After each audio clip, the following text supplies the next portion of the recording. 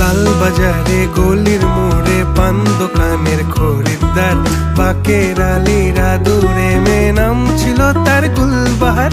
লাল বাজারে গলির মোড়ে পান দোকানের খরিদ্দার, বাকের আলীরা দূরে মেয়ে নাম ছিল তার গুলবাহার।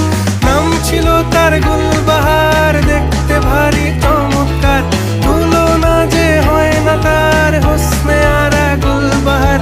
বাকের আলীরা দূরে মেয়ে নাম ছিল তার